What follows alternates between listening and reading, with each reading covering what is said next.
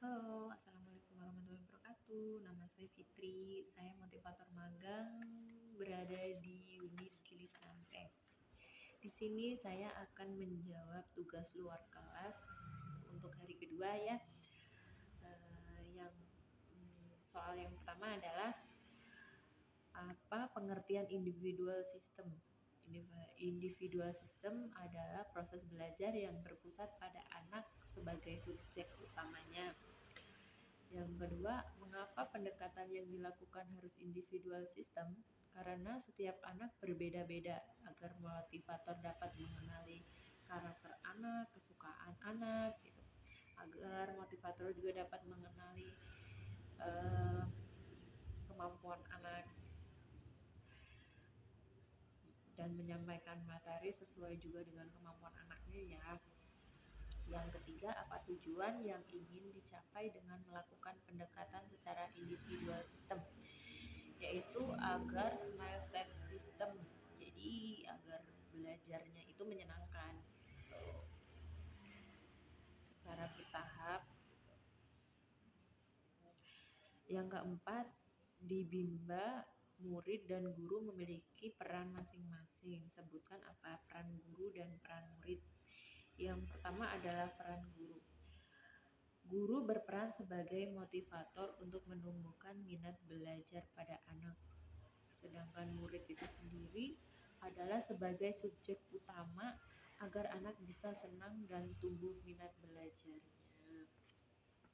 Yang kelima, apa perbedaan antara metode individual system dengan classical system?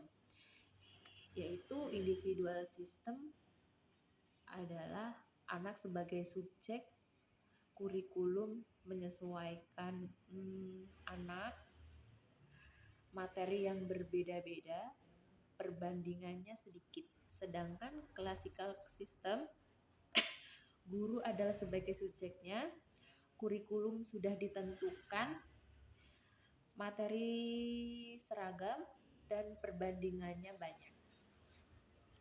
Yang keenam, bagaimana cara memotivator agar dapat melakukan pendekatan secara individual system?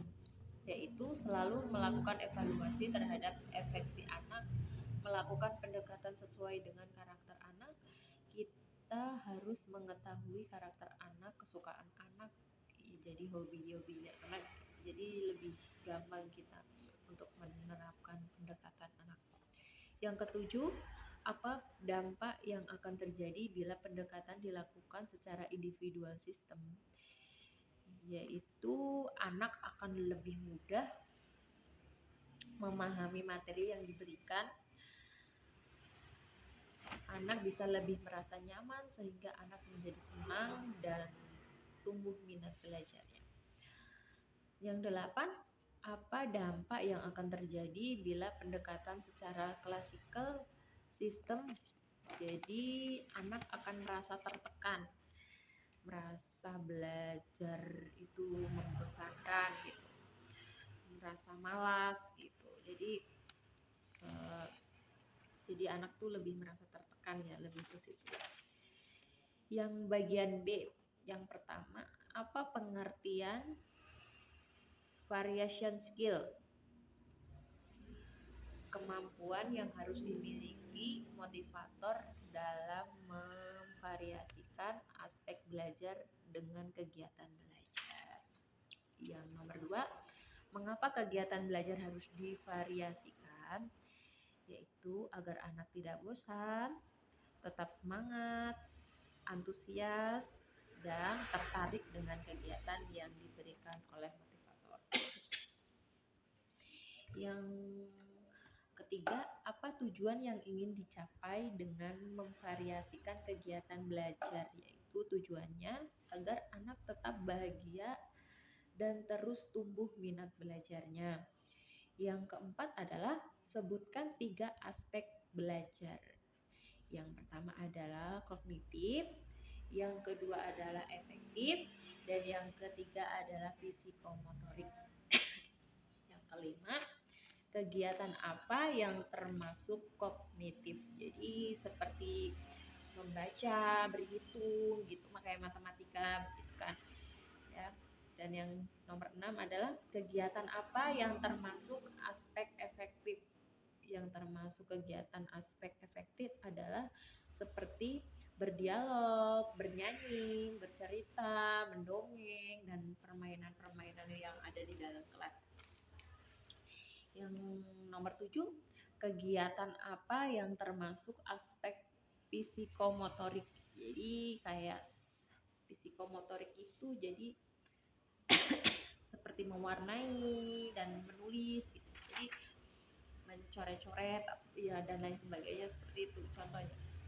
Yang nomor 8, bagaimana cara motivator memvariasikan kegiatan belajar dengan aspek belajar, yaitu dengan cara fun learning, small step system, dan individual system. Yang bagian C, apa yang dimaksud dengan the law of effect, hukum akibat. Jadi the law of effect itu, jadi ketika kita melakukan sesuatu kegiatan yang menyenangkan, maka akibatnya akan diulang-ulang gitu.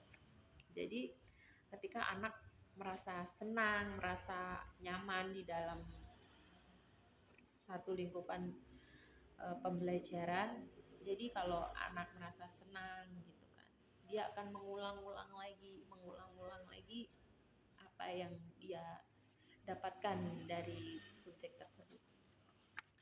Apa yang dimaksud dengan the law of action,